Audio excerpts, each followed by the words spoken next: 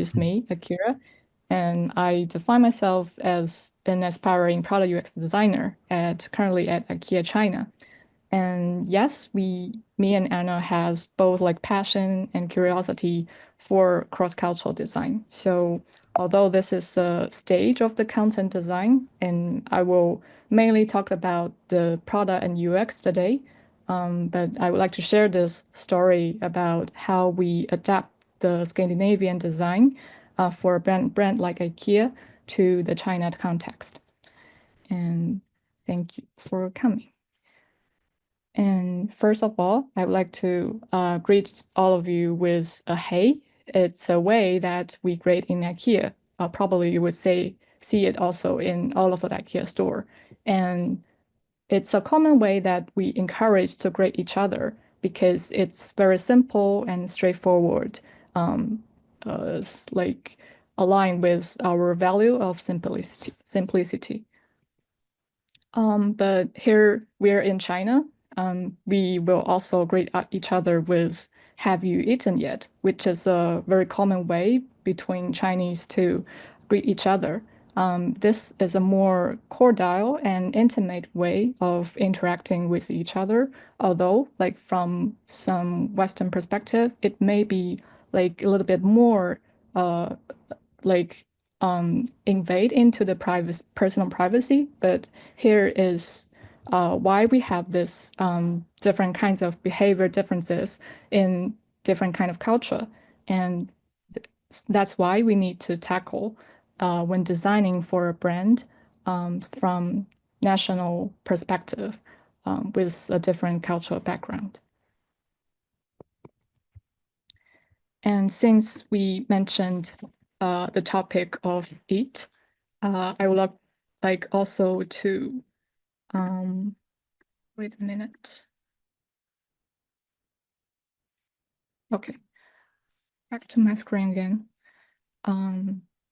Yeah, since we mentioned the topic of eat, I would like also to start with one of our IKEA most famous loved cuisine in IKEA China, which is our Swedish meatballs.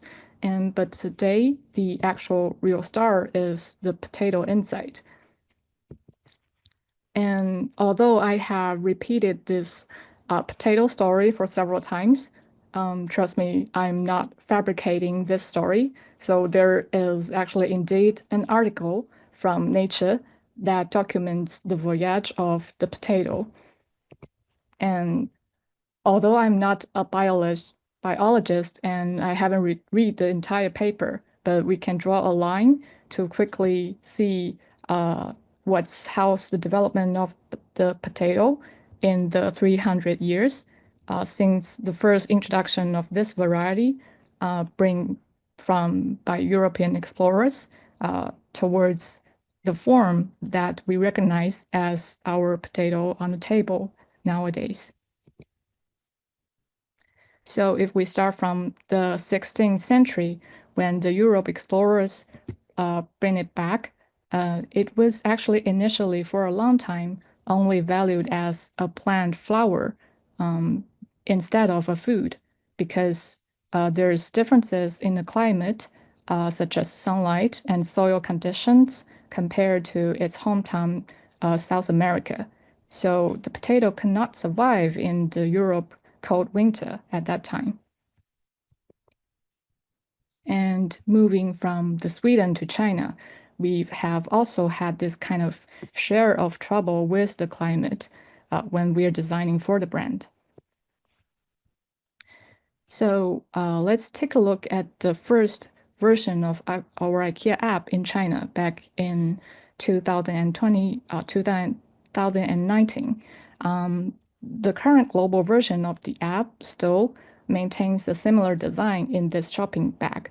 But if you are someone living in China, and have you noticed there is anything strange about this interface? Three, two, one. Okay, well, if you're a Chinese customer, when you are going to check out, you may like thinking about where is the checkbox for me to select which items I want to check out. Like I don't want to check out the entire shopping bag, but here is the differences in the customer's behavior between us and our Swedish origins. And the next page is about the login. Um, Here is also like if in China, we definitely will use some other ways. Like we don't want to bother inputting our naming and passwords, but we will ask where is the SMS code for us to log in, which is like for every app we use this way to log in. And here is our product information page for IKEA product. And if you see this page, would you decide to buy this lamp after looking at this? Well, probably no, because in China for customers, we are used to rely on very rich visual content to help us understand the product and make decisions afterwards. So with this plain text, we are kind of hesitated and don't feel enough for us to make decisions. So the answer seems very clear that in order to make this app used in China, we need to make some changes. But before we diving straight into changing the UI, we want to take a deeper look into understanding the root cause of this different climate in the user experiences. And the answer actually is hidden in our day-to-day lives. So I will just put some kind of contrast images here. Um, so on the left, there is a Scandinavian front door and with very simplicity and Nordic look. But on the right, if it's nearly winter time, and if you go back to some China hometown, you may have see this kind of front door with many different like festive look to make the atmosphere feel very warm and welcoming. And when you take a foreign friends for food, they may have different behaviors in like they want to order a plate for their own, but in China, we may want to share things together without that kind of much border kind of sense. But we would like to share this together. And also for the topic of riding a bicycle. In Sweden, riding a bicycle is just a way of getting close to the nature and a way to make a sustainability in their daily commute. But in China, on the right, maybe the riding bicycle is just a way to lift the efficiency after people getting out of the subway. For the last mile, we need a blue bicycle to get us to the destination. So it's only about lifting up efficiency. And the similar thing comes to the car. Like there's some of my colleagues that loves the cars from Swedish brands, and they really dislike it when they get on a Didi and there's lots of this kind of screens in front of them. But here is the reality in China that many people just rely on these screens for different kind of tasks. And the last one is when we are designing for e-commerce, it's still a thing that in Western, at least people will use both the mobile and the desktop to help with their shopping behavior. But in China, it's always the mobile first and mobile dominant. So even we are kind of regardless of the web page design. So to sum up this kind of differences, when it come when it comes to the digital world, translating into the usage habit of the customers to our users in the app, we have this kind of different expressions on the different cultural background into the UI world. And for a Western UI, it will usually show as a sparse distance in the components, and also it's very conceptual, um, very good at expressive um, some kind of themes, and also it focuses a lot on the simplicity. But for a Chinese components, UI elements, we often rely on the dense information to provide us contextual and functional behaviors. And that's why it will seem very comprehensive when we look at the Chinese UI elements and compare it with the Western layouts.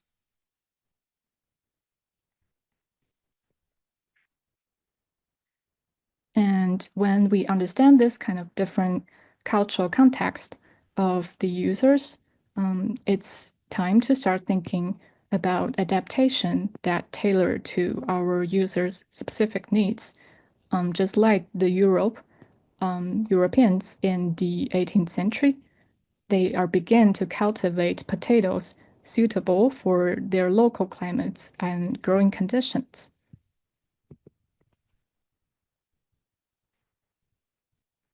And just like us, back to when we're designing for the IKEA app, it's also a process of continuous refinement and improvement.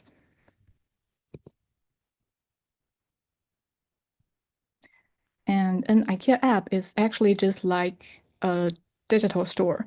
So if we look at the real physical stores, on the left, there's a Europe IKEA store with very vast space and sparse crowds. So customers tend to freely explore with their self-serve behaviors. But while if you have experiences in Chinese shopping malls, where you can see on the right, it's full of colorful visuals that trying to get your attention through the very busy, dense crowds. So as an IKEA store in China, like in the middle, we have to provide customers with rich contents and guidance, but still following our Scandinavian design principles. So when translating these findings into the digital world, we are doing the same, trying to get this balance between our brand expressions and the local market's needs. And the word is very easy to say, but the practice is actually a bit more complicated. Like for this homepage, we have like at least four terms of um, changes and revision. And when in 2019, we just think we need a homepage. So we just put all the things, necessities together. So it's very short. But when we consider the local requirements and put all the modules in, we can see there's a very long, long homepage. And then we think it's about time to consider the efficiency and clarity. So we make some improvement. And now we think, are we losing some kind of IKEA concept? Should we bring more of the brandness back? So we have designed our homepage again to add it more into the brand expression. And we also like collaborate with our content designers to have different kind of contents um, delivered to different segments of the customer profiles. So different customers could see different kind of videos on the top and the products that cater to their interests.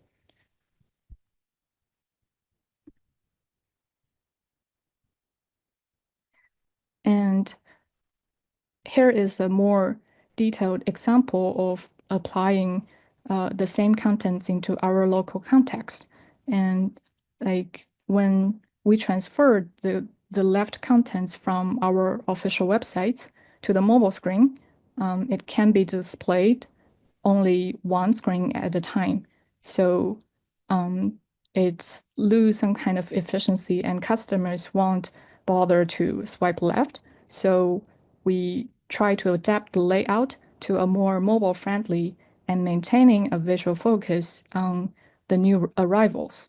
And meanwhile, the deals and low price channels are also highlighted on the product level to resonate with our Chinese customers' expectations and information efficiency.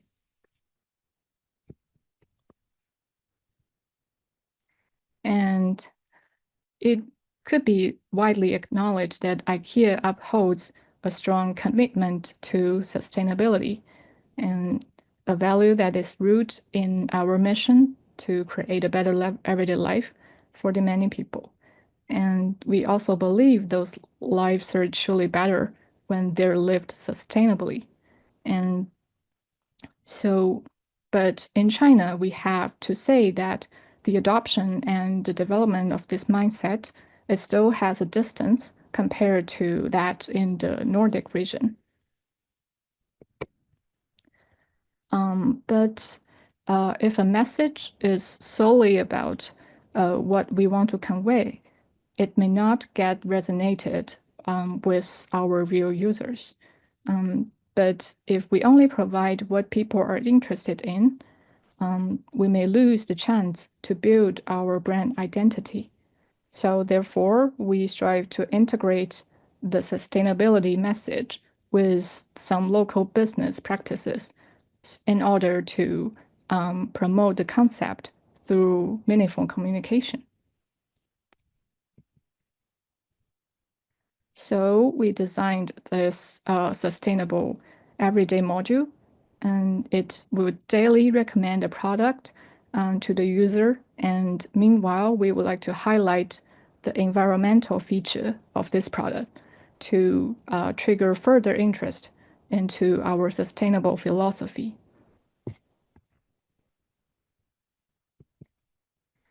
And we are also convey this message to our customers that we are committed to create positive change for the people and planet. And that's why on this logistic and delivery page, we showcase the integration of using clean energy to customers' delivery. And this approach is about communicating with our customers from a perspective that directly impacts customers' lives and values. Because we believe that the value proposition is truly realized only when it can be generally integrated into the people's everyday life.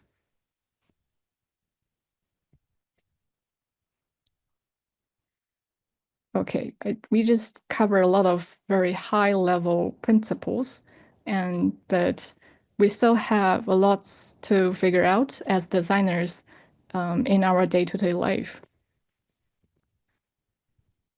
So moving to something more detailed for a designer, before our team was establishing our own design system workforce, our Swedish team has already launched IKEA's design system called Skapa, which means components in Swedish, a very IKEA way of naming.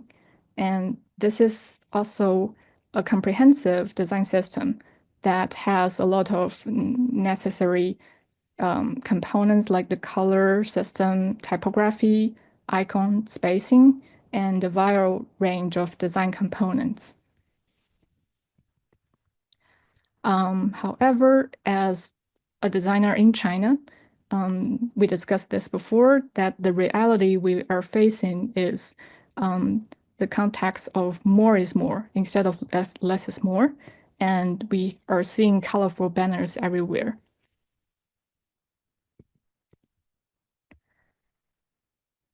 But as a local design team, we have to face this kind of scenarios that we need a more diverse color plate.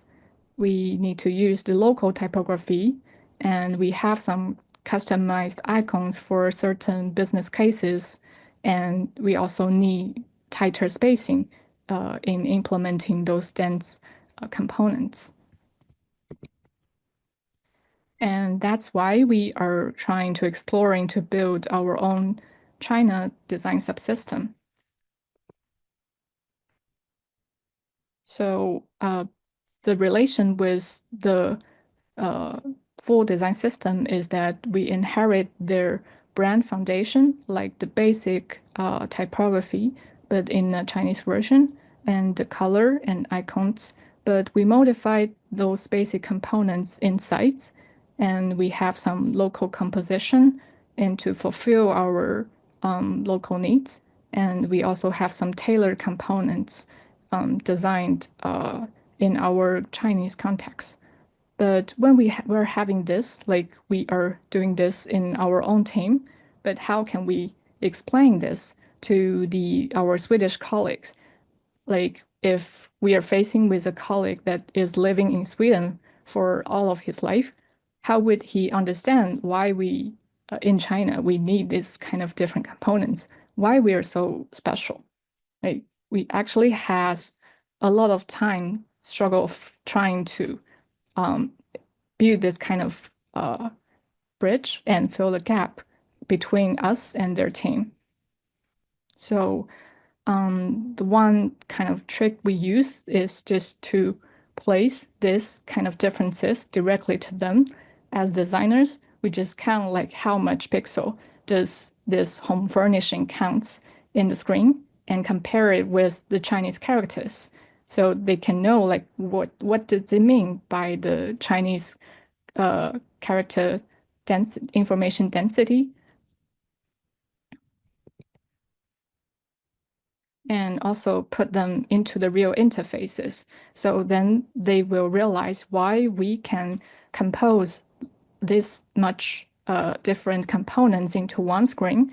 But in the Western world, we usually can only put one thing at one screen because the information density of the language itself has these huge differences.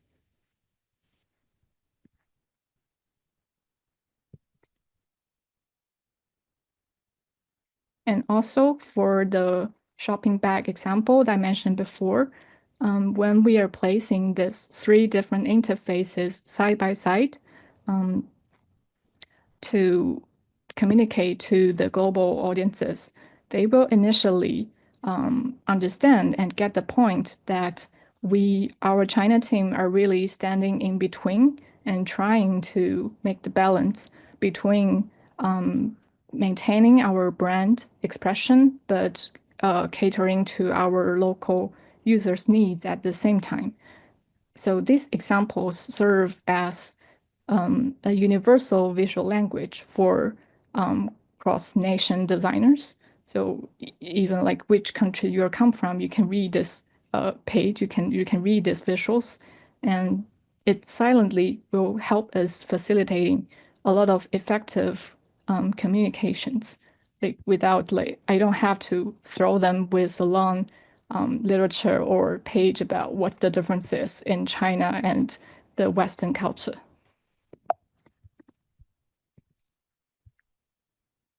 So with this as the base, we have gradually set this good relationship with the Scoutbot design system, so we can maintain a regular kind of catch up with them. So with their inputs for the design system as a foundation, we can build our own subsystem supporting our local products.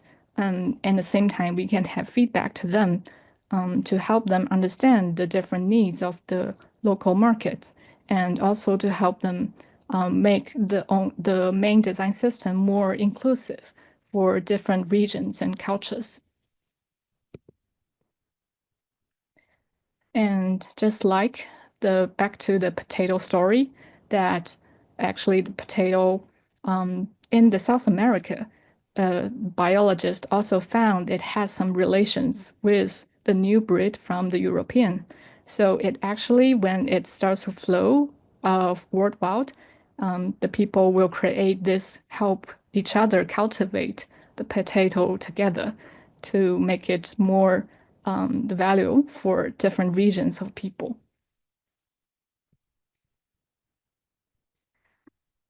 One example by us impacting the different region is that on the left was once a time our global IKEA app looks like this, like with plain simplicity. But for after a time, we found they have also get the users' needs of having some rich visual context to help them understand more about our brand identity, like our IKEA family member. It will help build a better awareness towards the brand. So we also see there's kind of change happen on the other side.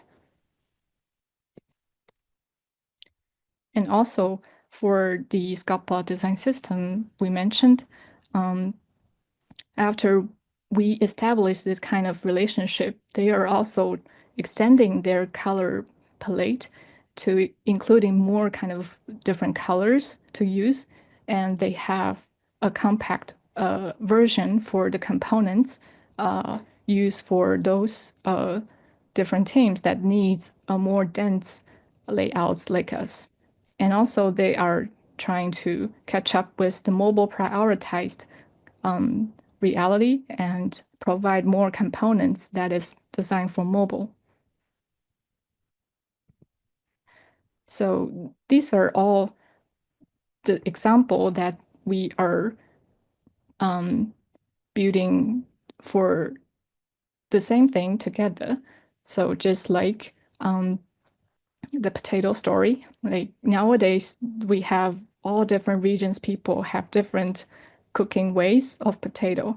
Like we can make them into chips and different French fries or different things. And this we IKEA also have a delicious chips that is very popular. And these are all the wisdom of all over the human being worldwide.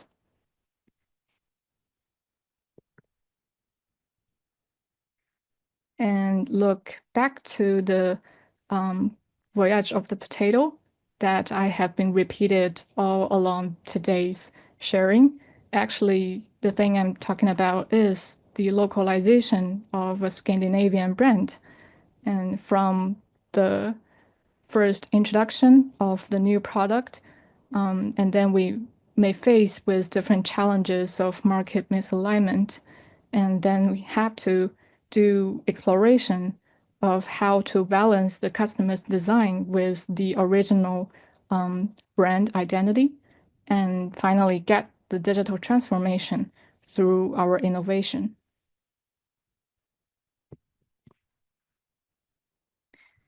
And last thing, I would like to share some little tips about the adaptation. We all know that adaptation definitely requires us to change. But what is that change about?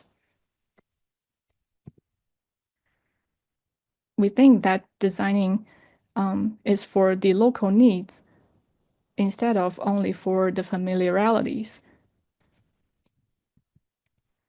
And also, it's very important to try new things that may not work. Like one of our Ingvar compared, like the IKEA um, renovate, the father of IKEA's quote is that one would only not make mistake when he sleep. So it's just be brave to try new things, even it's not work. It may work next time. And we need to adapt what we wear instead of who we are. and really thing is to try to collaborating. So when we first tried to connect with the Scapa team, we didn't expect that we are will be collaborating very closely like today. But if we don't move, we won't talk with each other, and we are only doing our own stuff. Then the brand identity could be break. But when we are talking with each other, we can collaboratively making this brand good together. And the most important thing is to taking perspectives from everybody. And that's why I'm here to having this kind of exchange and communication with more people here. And here is all of my sharing. Thank you. Thank you. Thank you so much, Akira. It was really nice. And I can confirm that the potato chips at IKEA are super good. The mashed potato as well. It's very, very good. All right. We do have, yes, a couple of questions. Last questions from, sorry, not last, but latest questions, of course, from Pedro.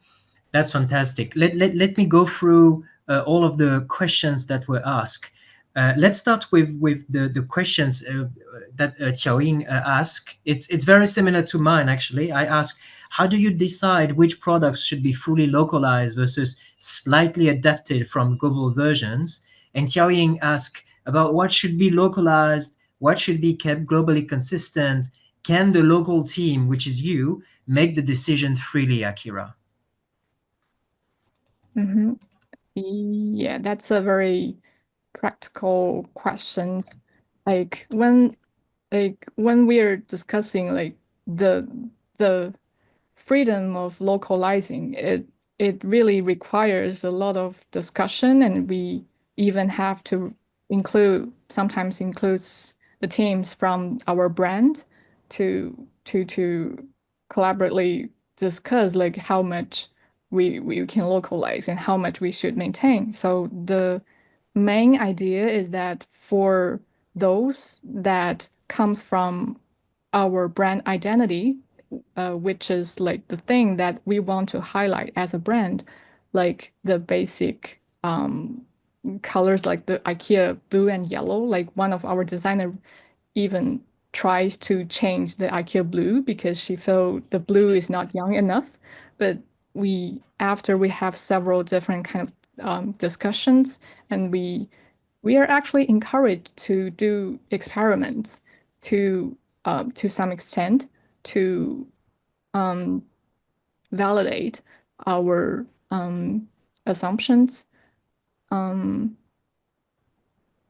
like there's two parts. Like one thing is that the basic idea is we all of us are trying to possess the brand identity, but on the end of the practices, we can do some kind of freely adjustments to cater to the local requirements.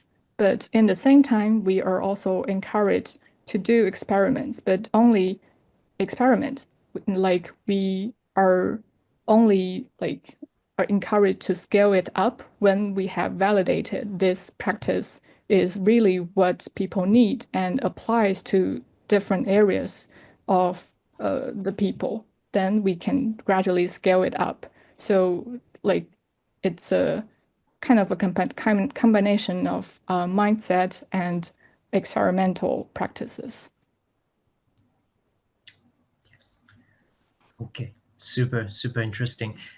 One of my questions: what challenges, do you face when coordinating with the global team to implement those local adaptations? But I think you already you already answered it quite well. So thank you very much. I had Xiaoying also ask another questions.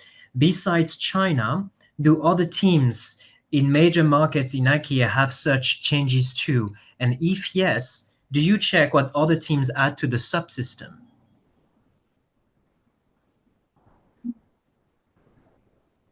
You mean in IKEA? Yes, I think so. I think the communication between our team and the main design system, it also happens between them and other global teams. Like I mentioned that we are quite dense in the uh, interface layouts, but there are also teams that need a very large, sparse layouts, like the team designing for the large screens in the shopping in the IKEA stores. They need larger, or they need a different kind of expression, which originally our design system won't support.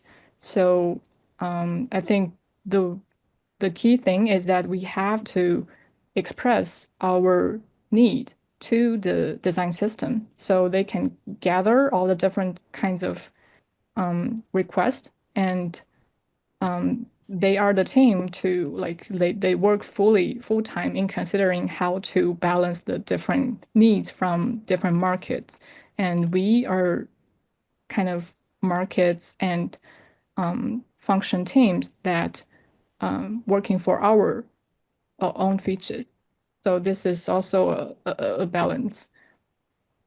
And do you check what other teams add to the system? Yes.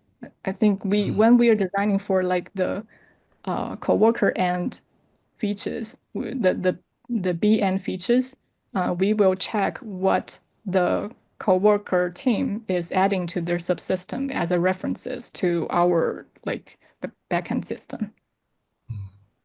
I see. Okay. I think a bit of context. I think Xiaoying is asking some very relevant questions because you also work in localization for Oppo, right? Yes. Okay. And you're based in Ningbo, if I remember correctly. Now I'm based in Shenzhen. Shenzhen. Okay. Mm. All right. Okay. Okay. Come to Shenzhen, Um. everyone. And we can All meet. right. Okay. Okay. We have another questions from Pedro this time. Um, Given these huge cultural differences between Sweden and China, in terms of design and content, what was the biggest challenge you faced when you first started in IKEA? That's a very big question in terms of design and content. The biggest challenge. I think the biggest challenge is the challenge I shared in the presentation. I am not Okay. sure the do you want a detailed example or what kind of answer you're expecting for? Yes, give us a detailed example. Tell us a story,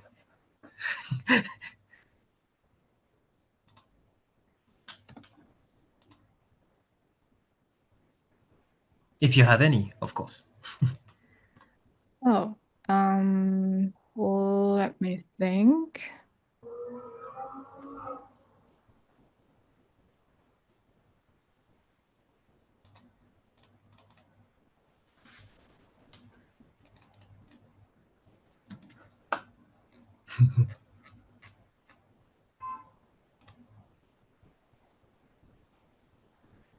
I think the journey I first started in IKEA, actually the level that we are communicating is gradually scaling. So when I first joined IKEA to work for the design, like I don't realize there's a design system team there. So I don't I wasn't aware of the what they are designing for the Swedish design system and our um, design context. So I remember when I was the first task when I was having is designing for a Chinese New Year page in IKEA. And at that time, I already find the challenge that to embed the Swedishness and with the Chinese New Year atmosphere, as I shared. like those lanterns and red pockets and very vivid atmosphere. How do I have those combined in IKEA's website and don't feel Yeah. strange? And that, I think it's the first kind of challenge when I first joined IKEA. And and for that, I think I also worked for a long time in trying to simplify those elements like the lanterns and fireworks and chopsticks or other Chinese elements. We use those elements, but uh, trying to present it in a more simplified visual expressions, like simplify it into a kind of a symbol.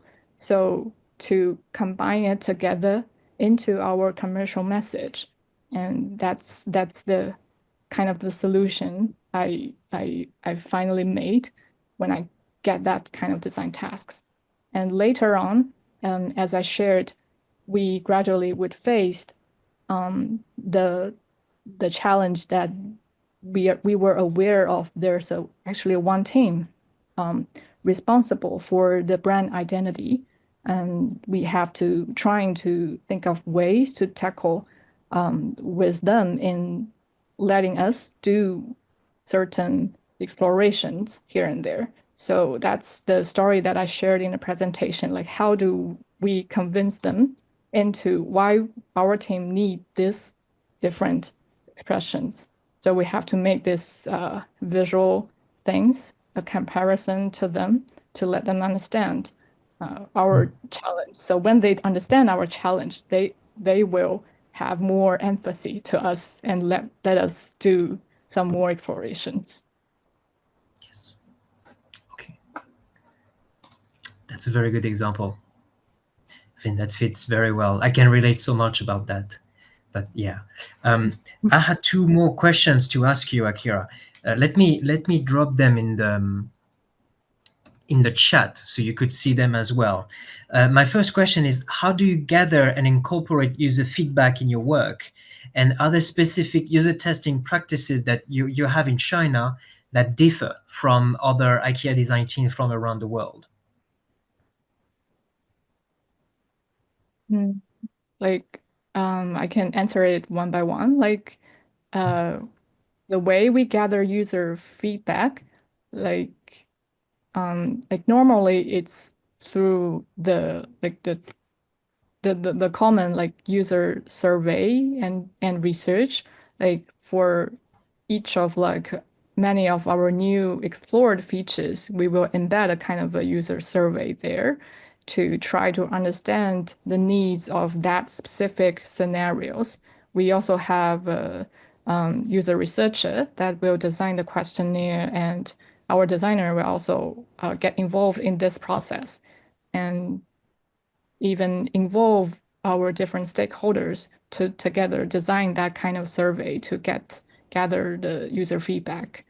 And we will also like regularly do some kind of big user interviews when we want to know more about what impact the user's decision, what's in their mind.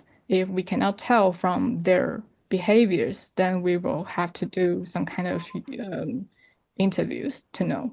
And globally, we also have the global like customer survey embedded in every steps of IKEA. Like when you're visiting IKEA stores and buying some stuff, like you may have to have some feedback towards your customer journey.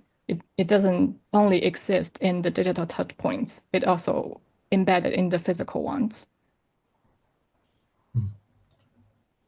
Okay. Thank you. Super interesting.